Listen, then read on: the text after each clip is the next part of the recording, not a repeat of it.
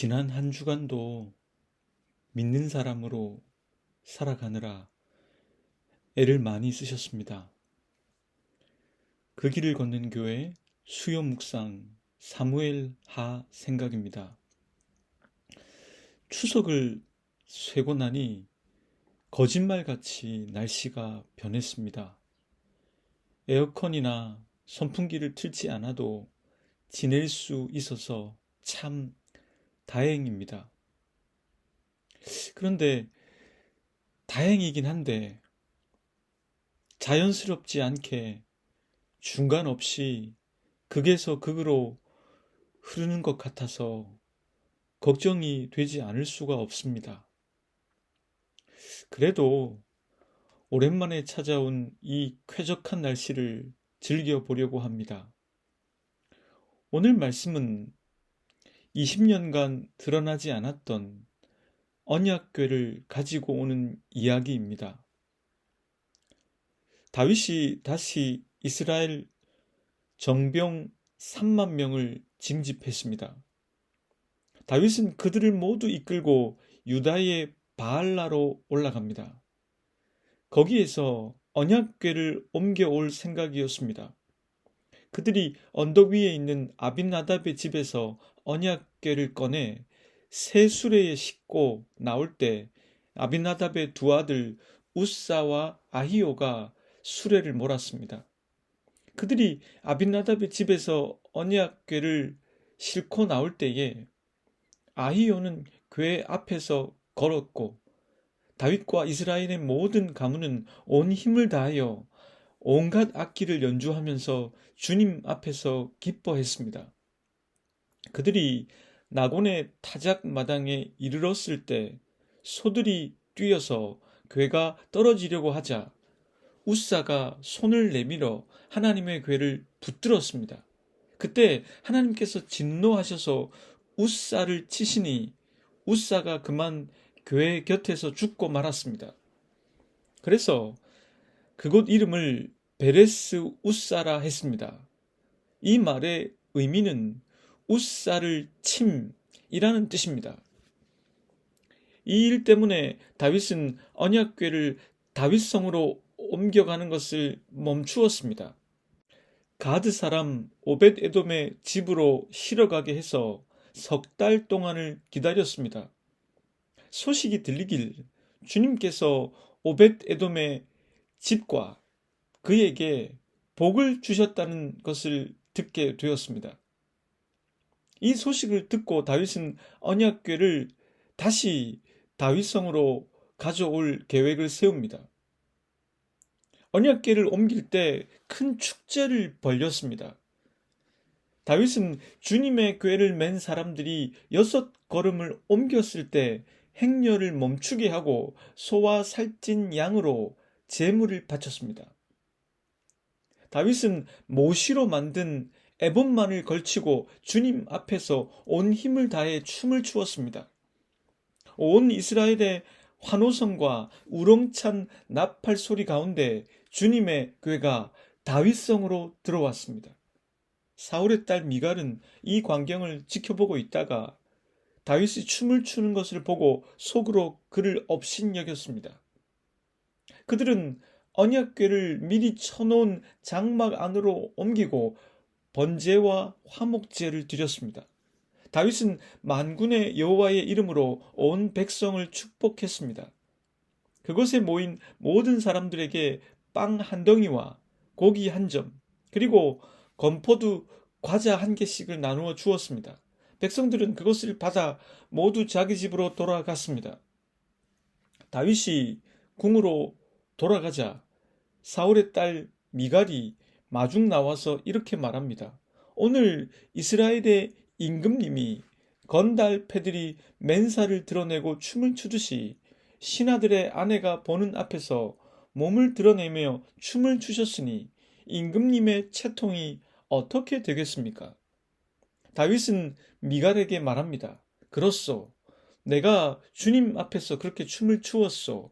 주님께서는 그대의 아버지와 그의 온 집안이 있는데도 그들을 마다하시고 나를 뽑으셔서 주님의 백성 이스라엘을 다스리도록 통치자로 세워주셨소. 그러니 나는 주님을 찬양할 수밖에 없소. 나는 언제나 주님 앞에서 기뻐하며 뛸 것이요.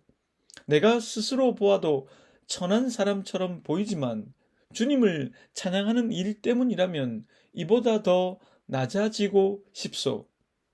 그래도 그대가 말한 그 여자들은 나를 더욱더 존경할 것이요. 이런 일 때문에 사울의 딸 미갈은 죽는 날까지 자식을 낳지 못했습니다. 이 말씀을 저는 다음 두 가지의 키워드로 생각해 보면 좋겠다라고 판단했습니다. 첫째 키워드는 베레스 우사이며 둘째 키워드는 다윗의 춤입니다. 이 두 가지 키워드는 개별적인 것이 아니라 서로 긴밀하게 연관되어 있습니다.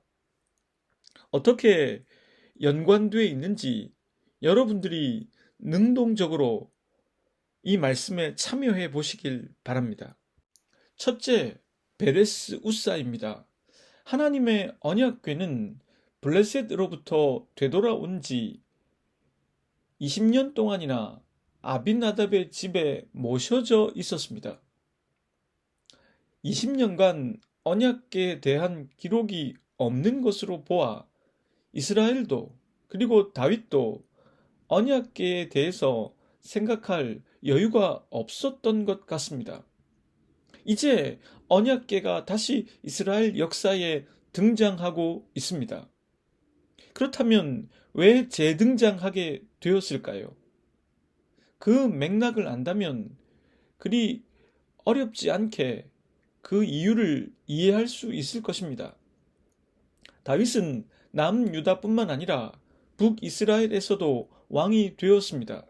그는 왕권을 강화하기 위해서 할 수 있는 모든 것을 해 나갔습니다. 정통성을 확보하기 위해 사울의 딸 미갈을 데려왔습니다. 뿐만 아니라 그는 여부스를 정복하고 다윗성을 세웠습니다. 처첩 제도를 두어 왕실이 번영하고 후손들이 번성하도록 했습니다.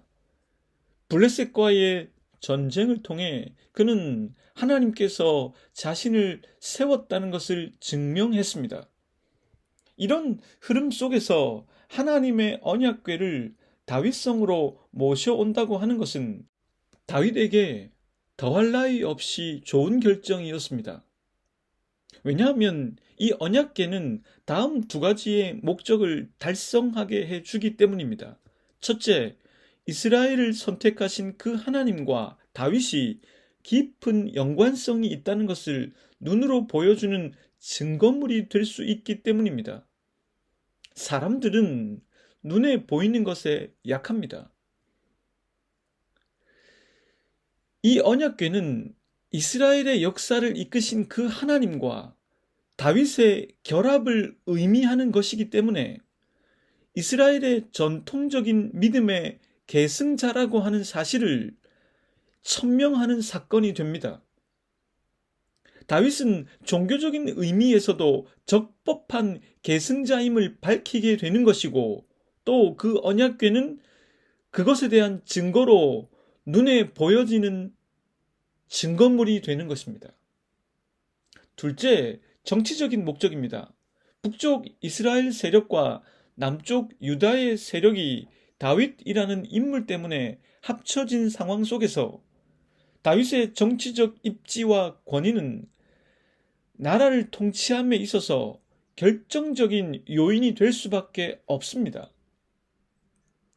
새로운 질서에도 하나님의 임재가 함께 하신다는 것을 뜻하는 언약궤가 다윗성으로 들어온다고 하는 것은 그가 정치적으로도 확실한 권력과 권위를 가질 수 있는 이유가 될 수 있었습니다.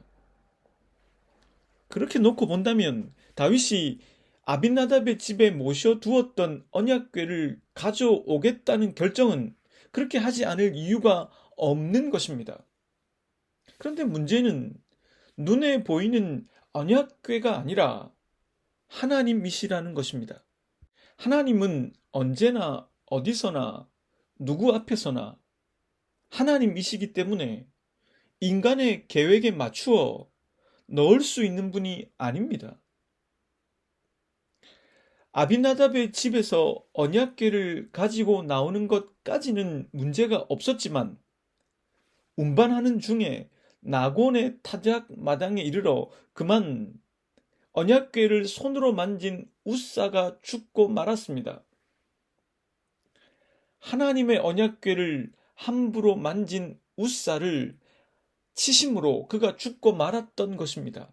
베레스 웃사라는 말은 그 뜻이 웃사를 침이라는 뜻인데 그 말은 웃사를 친 그 주체가 바로 하나님이라는 뜻입니다.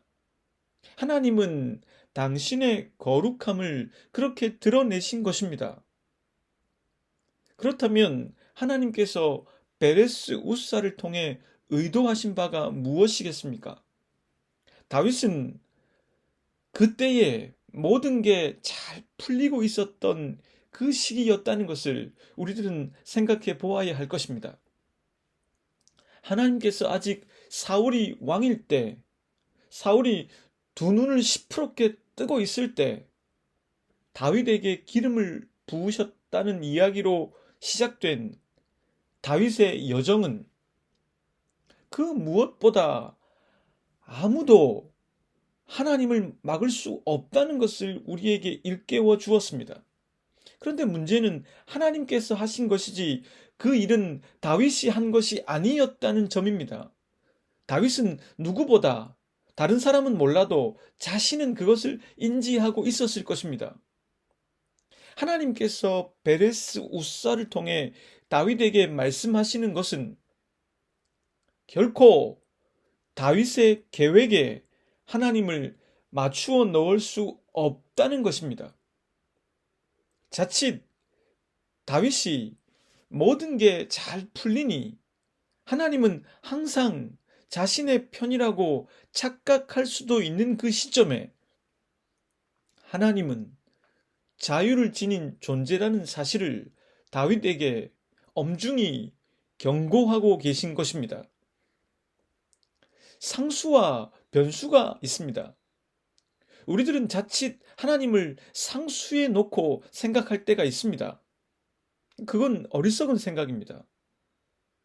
경험치가 쌓이면서 우리들은 하나님을 상수에 놓고 싶을 때가 있지만 결코 하나님은 내 마음대로 조정할 수 있는 그런 분이 아니십니다. 우리가 인격을 대할 때에도 늘 그 사람이 상수가 아니라 변수라고 생각하고 대해야 하지 않겠습니까? 근데 어찌 거룩한 하나님을 상수라고 생각할 수가 있겠습니까? 하나님께서는 지난 시간에 말씀드린 복선들 앞에서 다윗이 하나님은 하나님이라는 사실을 잊지 않도록 베레스 웃사를 통해 엄중히 말씀하고 계신 것입니다. 내 뜻대로 되지 않을 때 우리들은 좌절하고 낙담할 수 있지만 그때 우리들은 하나님은 살아계신 분이고 자유로운 인격으로 우리를 선한 대로 이끄시는 분임을 절감할 수 있습니다. 우리들은 아전인수식으로 생각하기 쉽지만 하나님은 결코 우리들의 뜻대로 의도대로 따라와 주시는 분이 아니십니다.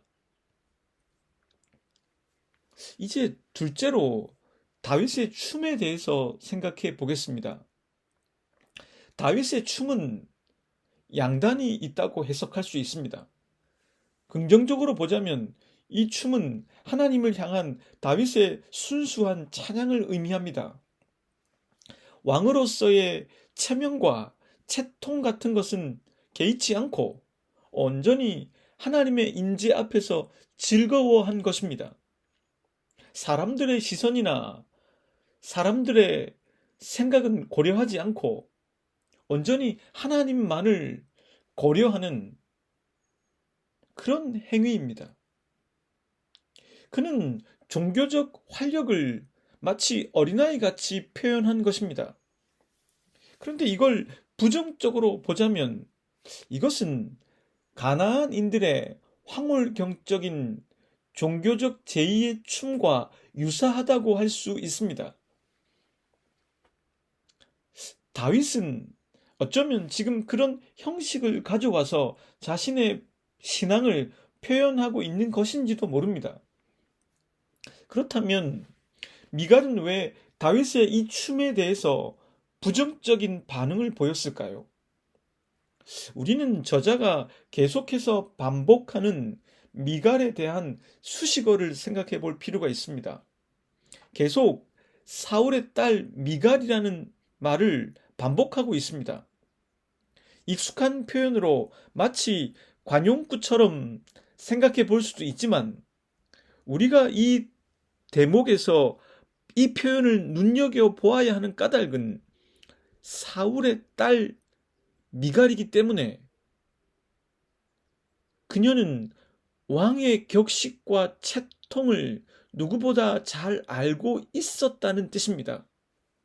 미갈이 보기에 다윗의 행위는 왕으로서 자제력을 상실한 행위이며 저작거리에 사람들과 다르지 않은 행위로 보였다는 것입니다. 그러하기에 저는 다윗이 이런 오해의 소지가 분명 있음에도 왜 그런 행위를 했는지 그걸 생각해 보아야 한다고 판단합니다. 리스크를 감수한다는 것은 그만큼 중요한 목적이 있기 때문이라고 보는 게 자연스러울 것입니다. 이방 신들을 섬기는 사람들의 종교적 행위와 같게 보일 수도 있고 미갈의 표현처럼 이스라엘 왕으로서 어울리지 않는 행위로 보여질 수 있음에도 불구하고 다윗이 이렇게 한 것은 베레스 우사와 깊이 연관돼 있다고 생각합니다. 지금까지 다윗의 삶은 승승장구였다고 해도 과언이 아닐 것입니다. 그의 형들과 사람들은 그를 깔보았습니다. 그는 어렸고 옷차림은 목동에 불과했습니다. 그런 그는 하나님께서 자신을 높여주시는 것을 경험했습니다. 다음 왕이 될 가능성이 가장 낮았던 사람임에도 불구하고 하나님의 헤세드에 의해서 왕위에 올랐습니다. 왕이 되고 나서도 그는 하나님이 주시는 형통을 여러 번 경험했습니다. 그는 실패를 몰랐습니다. 그런데 베레스 우사 앞에서 그는 거의 처음으로 실패를 맛보았습니다. 좀 더 구체적으로 말하자면 자기 마음대로 안 된다는 것을 깨달았습니다. 그랬기에 다윗은 석 달 만에 언약궤를 옮겨와 자기 성으로 돌아오는 가운데 하나님 앞에서 마치 어린아이 같이 춤을 춘 것입니다. 다윗의 이런 마음이 미갈에게 한 말에 드러나 있습니다. 21절 말씀입니다. 다윗이 미갈에게 이르되 이는 여호와 앞에서 한 것이니라. 그가 내 아버지와 그의 온 집을 버리시고 나를 택하사 나를 여호와의 백성 이스라엘의 주권자로 삼으셨으니 내가 여호와 앞에서 뛰놀리라. 다윗은 정확히 알고 있었습니다. 베레스 우사를 통해서 하나님께서 자신에게 무엇을 말씀하시는지 그걸 알고 있었습니다. 다윗이 기꺼이 불명예스러움을 택한 것은 그가 하나님을 진정으로 인정했기 때문입니다. 다윗은 전적으로 하나님의 사람이고자 했습니다. 미갈은 그걸 몰랐습니다. 이 사건이 이유가 돼 미갈에게 자식이 없었다는 표현은 하나님께서 다윗의 손을 들어주셨다는 뜻일 겁니다.